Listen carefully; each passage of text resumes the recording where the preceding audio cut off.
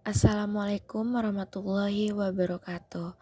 Di sini saya Fitriani Desi Rahmawati akan menjelaskan mengenai materi yaitu model, pendekatan, metode, teknik, dan strategi pembelajaran keterampilan menulis. Selanjutnya yaitu yang pertama mengenai pengertian keterampilan menulis. Keterampilan menulis merupakan salah satu keterampilan berbahasa yang ekspresif untuk berkomunikasi secara tidak langsung dan tidak tatap muka dengan pihak lain. Menulis juga dianggap sebagai salah satu kegiatan menyampaikan pesan dengan bahasa tulis. Menulis juga merupakan aktivitas yang mengungkapkan gagasan melalui bahasa. Keterampilan menulis juga memiliki tujuan yang hendak dicapai, antara lain menjadikan pembaca ikut berpikir dan menalar, membuat pembaca mengetahui tentang hal yang ingin disampaikan, menjadikan pembaca beropini, membuat pembaca terpersuasi oleh isi karangan, dan yang terakhir yaitu membuat pembaca menghayati nilai-nilai yang dikemukakan. Topik yang pertama yaitu model pembelajaran keterampilan menulis yang terdiri dari dua model yaitu pendekatan proses dan imajinatif. Yang pertama yaitu model pendekatan proses. Pada tahapan ini terdiri dari 5 tahap yaitu pra-menulis, menulis draft, merevisi, menyunting, dan mempublikasi. Untuk tahapan pra-menulis ini merupakan tahapan persiapan untuk menulis hal-hal yang perlu diperhatikan atau dilakukan. Pada tahap ini yaitu dengan cara memilih topik, mempertimbangkan tujuan, bentuk, dan pembaca, serta memperoleh dan menyusun ide-ide. Kemudian yang kedua yaitu tahap menulis draft, yaitu seseorang diminta untuk mengekspresikan ide-ide mereka ke dalam tulisan kasar. Selanjutnya yaitu tahap merevisi, yaitu seseorang diminta untuk memperbaiki ide-ide mereka dalam karangan. Tahapan selanjutnya yaitu tahapan menyunting. Menyunting pada hal ini merupakan mengadakan perubahan-perubahan aspek mekanik karangan, yaitu dengan cara memperbaiki karangan mereka dengan memperbaiki ejaan atau kesalahan mekanik yang lainnya. Kemudian yang terakhir yaitu tahap publikasi, yaitu tahap akhir dari menulis. Siswa mempublikasikan tulisan mereka dalam bentuk yang sesuai atau berbagi tulisan dengan pembaca yang telah ditentukan. Selanjutnya yaitu kita memasuki model pembelajaran menulis imajinatif. Dalam model pembelajaran menulis imajinatif ini, seseorang diajarkan untuk menguasai kompetensi menulis secara bebas sesuai imajinasinya sendiri-sendiri. Adapun langkah-langkah pada model pembelajaran ini yaitu pengajar menjelaskan tujuan pembelajaran, pengajar menjelaskan secara singkat cara membuat sebuah tulisan atau karangan, pengajar membagikan kertas kerja sejumlah siswa. Selanjutnya yaitu setiap siswa membuat tulisan atau karangan dengan daya cipta dan kreasinya sendiri-sendiri. Setelah selesai, pengajar menunjuk salah satu siswa untuk menampilkan atau membacakan hasil tulisannya. Setiap siswa selesai langsung diberi aplaus. Siswa yang lain diberi kesempatan menyampaikan tanggapan berupa pendapat, kritik, atau saran atas karangan siswa tersebut. Pengajar menunjuk siswa lain untuk menawarkan siswa lain yang menyatakan siap untuk membacakan karangannya. Demikian seterusnya sampai seluruh siswa tampil membacakan hasil karangannya. Kemudian evaluasi meliputi isi karangan, kalimat, pilihan kata, penggunaan ejaan, tanda baca, dan sebagainya. Kemudian yang terakhir yaitu dapat ditarik kesimpulan. Pembahasan selanjutnya yaitu mengenai pendekatan pembelajaran keterampilan menulis yang terdiri dari 3 pendekatan yaitu pendekatan proses, pendekatan konstruktivisme, dan pendekatan kontekstual. Kita akan membahas pendekatan yang pertama yaitu pendekatan proses. Pendekatan proses adalah salah satu hal utama yang dilalui oleh penulis dalam menuangkan ide secara nyata. Pendekatan proses ini juga merupakan pendekatan yang terfokuskan kepada peserta didik yang mendidik siswa untuk diberi kesempatan pengalaman, mengembangkan, dan keterampilan dalam pembelajaran menulis. Pendekatan proses ini dilalui tidak secara bersamaan, melainkan dilakukan dengan 3 tahapan, yaitu tahap persiapan, tahap pelaksanaan, dan tahap tindak lanjut.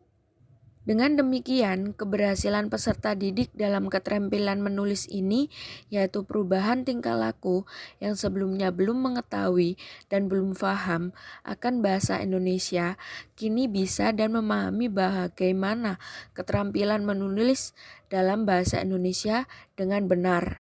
Yang kedua yaitu pendekatan konstruktivisme, yaitu merupakan pendekatan terhadap peserta didik yang menjadi titik fokus pendekatan konstruktivisme yang mengharapkan keaktifannya dalam pembelajaran keterampilan menulis.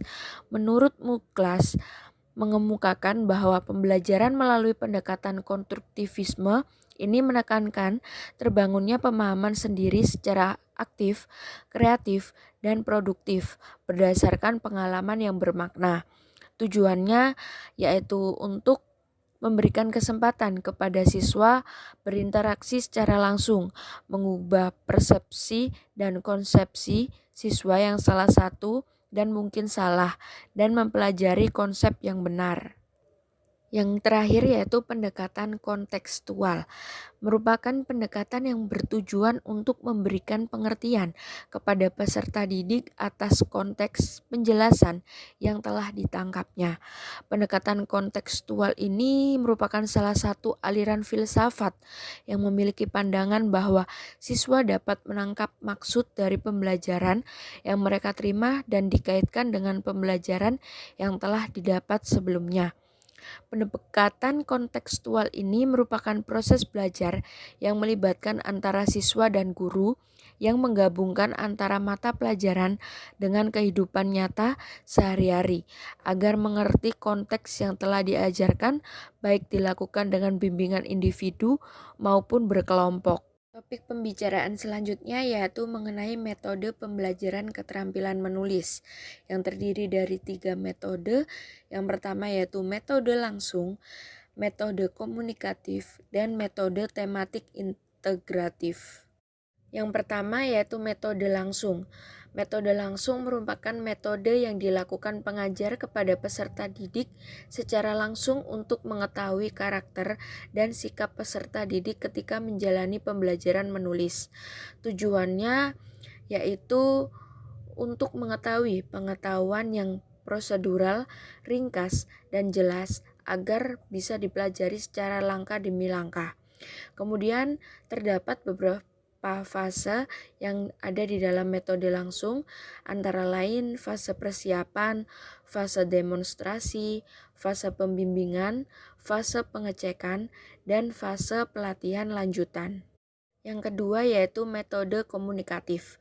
Metode komunikatif ini merupakan salah satu metode pembelajaran yang mencakup semua keterampilan dalam berbahasa.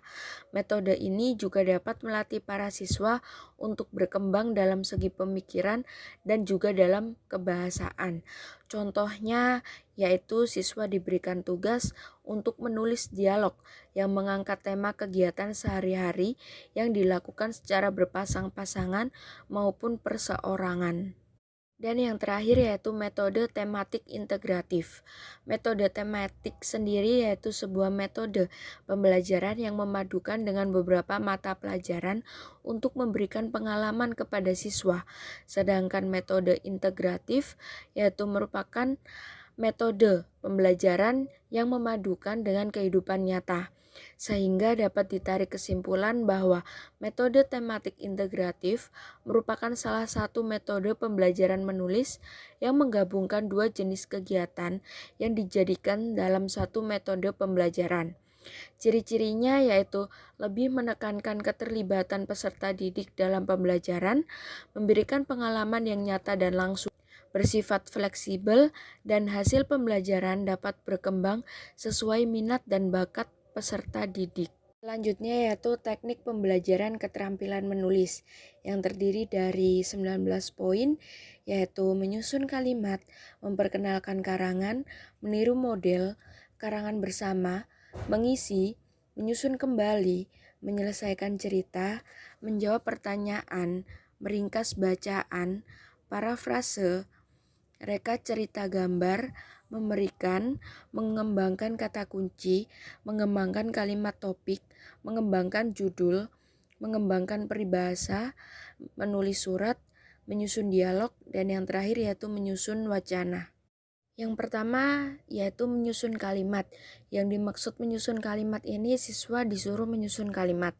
Contohnya seperti berikut ini. Guru bertanya, "Siapa namamu?" Lalu siswa menjawab, "Nama saya Bella." Siswa tersebut mendengar kemudian menuliskan namanya. Kemudian guru bertanya, "Di mana alamat rumahmu?" Dan siswa menjawab, "Di Jalan Melati nomor 9. Siswa tersebut mendengar kemudian menuliskan alamatnya. Yang kedua yaitu memperkenalkan karangan. Terdapat dua teknik yang dapat digunakan untuk memperkenalkan karangan kepada para siswa, yaitu dengan teknik baca dan tulis, serta teknik menyimak dan menulis. Kemudian meniru model. Seorang pengajar juga dapat mempersiapkan contoh sebuah karangan yang dapat digunakan sebagai model oleh para murid untuk menyusun sebuah karangan. Strukturnya mungkin akan sama, tetapi isinya tidak sama. Kemudian karangan bersama. Teknik karangan bersama dapat dilakukan oleh seorang guru beserta siswa dengan cara pengamatan bersama. Misalnya mengamati taman yang berada di belakang sekolah. Siswa diberi tugas untuk menyusun kalimat yang berhubungan dengan taman tersebut. Kemudian kalimat tersebut disusun bersama dan diperbaiki bersama dengan guru. Kemudian mengisi. Teknik mengisi dapat dilakukan oleh guru dengan cara menyiapkan sebuah karangan yang di dalamnya dihilangkan beberapa kata yang membangun cerita tersebut. Kemudian para siswa menyempurnakan kalimat tersebut dan mengisi kata yang dihilangkan dengan kata yang tepat. Kemudian menyusun kembali. Dalam teknik ini, seorang guru dapat memberikan karangan yang kalimatnya sudah dikacaukan atau dibolak-balik. Kemudian karangan tersebut diberikan untuk siswa yang akan diurutkan agar dapat menjadi karangan dengan struktur kalimat yang tepat. Selanjutnya yaitu menyelesaikan cerita. Guru dapat memberikan seorang siswa buku cerita yang tidak lengkap atau belum selesai. Kemudian siswa diberi tugas untuk menyelesaikan cerita tersebut agar menjadi cerita yang utuh. Selanjutnya yaitu menjawab pertanyaan. Guru memberikan para siswa pertanyaan, lalu siswa menjawab pertanyaan tersebut. Kemudian pertanyaan dan jawaban tersebut dapat disusun menjadi sebuah cerita yang utuh, baik cerita tentang alam maupun cerita lainnya. Kemudian meringkas bacaan. Seorang guru memberikan siswa beragam bacaan, misalnya cerpen atau cerita pendek. Kemudian siswa akan diminta untuk membaca cerita pendek tersebut dan mempelajarinya. Setelah itu siswa akan diminta untuk meringkas cerita pendek yang telah dibaca. Selanjutnya yaitu parafrase. Teknik parafrase dapat dilakukan oleh guru dengan cara memberikan karangan yang dapat berupa puisi, kemudian diparafrase oleh para siswa menjadi bentuk karangan yang lainnya. Kemudian reka cerita gambar. Adanya teknik reka cerita gambar ini dapat melatih dan mengembangkan imajinasi para siswa. Kemudian memberikan dapat dilaksanakan dengan cara meminta para siswa untuk mengamati suatu hal, baik di lingkungan kelas, perpustakaan, kantin, dan lain sebagainya. Selanjutnya yaitu mengembangkan kata kunci. Teknik mengembangkan kata kunci ini dapat dilakukan dengan cara memberikan sebuah kata kunci kepada para siswa yang dapat dikembangkan menjadi sebuah karangan. Kemudian mengembangkan kalimat topik, artinya mengembangkan sebuah kalimat yang diberikan oleh seorang guru kepada siswanya. Kemudian mengembangkan judul, merupakan hal yang cukup sulit. Para siswa dapat diberikan judul yang terdiri atas beberapa kata. Kemudian siswa diharapkan dapat mengembangkan judul tersebut menjadi sebuah cerita atau narasi. Kemudian yaitu mengembangkan paribahasa yang sudah umum didengar maknanya oleh para siswa. Setelah itu siswa diminta menulis karangan mengenai paribahasa yang telah diberikan oleh guru. Selanjutnya yaitu menulis surat. Terdapat dua teknik yang digunakan oleh guru untuk pembelajaran menulis surat ini. Pertama, menulis surat secara terpimpin, yaitu Menulis surat sesuai dengan apa yang ditentukan oleh guru.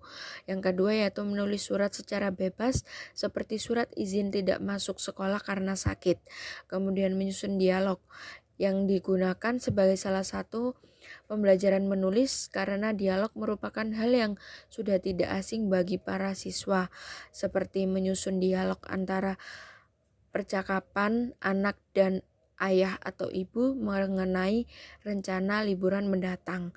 Kemudian menyusun wacana. Teknik menulis ini dilakukan secara bebas. Para siswa dapat memilih judul serta menjabarkan menjadi kalimat, serta bebas melengkapi kalimat hingga menjadi sebuah paragraf.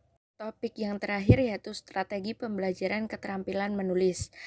Pertama brainstorming atau strategi curah pendapat, kemudian telling, strategi bercerita, looking picture, strategi amati gambar, organizing ideas, strategi organisasi gagasan, answering the question yaitu strategi jawab pertanyaan, dan yang terakhir strategi tulis bersama. Selanjutnya yaitu strategi tulis pasangan, strategi tulis individual, strategi baca individual, strategi baca kelas, strategi pertemuan individual, strategi bahas bersama. Yang pertama yaitu strategi curah pendapat atau brainstorming, merupakan salah satu strategi yang dapat dilaksanakan dengan cara memberi kesempatan kepada para siswa untuk mengingat kembali pengalaman yang pernah mereka alami yang berhubungan dengan topik yang telah diberikan oleh guru. Kemudian yang kedua yaitu strategi bercerita atau telling, merupakan salah satu cara memperluas gagasan yang dimiliki oleh siswa. Para guru menggunakan strategi bercerita ini untuk memancing para siswa agar dapat menceritakan kembali peristiwa yang dialaminya. Kemudian yang ketiga yaitu strategi gambar, yang digunakan sebagai alat memancing gagasan para siswa dalam bentuk kalimat. Ketika melihat sebuah gambar, gambar sendiri dapat digunakan untuk menentukan topik yang sesuai dengan ketentuan, untuk mengembangkan pikiran berupa kalimat, menetapkan sebuah judul, serta mengorganisasikan kalimat atau gagasan.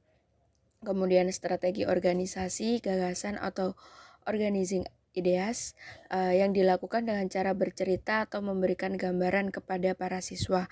Kemudian strategi jawab pertanyaan atau answering the question, yang bertujuan untuk membuat para siswa agar mampu memberikan gagasan yang sesuai dengan panduan pertanyaan yang telah diberikan. Biasanya dilakukan dengan memakai gambar, bacaan, serta pengalaman siswa dalam kehidupan sehari-hari. Kemudian strategi tulis bersama, merupakan salah satu kegiatan penulisan draft yang dapat dilakukan secara bersama-sama, yaitu tiap siswa mempunyai kesempatan untuk memberikan pendapat atau pemikiran yang berupa kalimat. Kemudian strategi tulis pasangan, merupakan kegiatan menulis draft yang dapat dilakukan oleh 2 orang atau lebih. Siswa mempunyai kesempatan untuk bertukar pikiran, tanya jawab, atau diskusi bersama.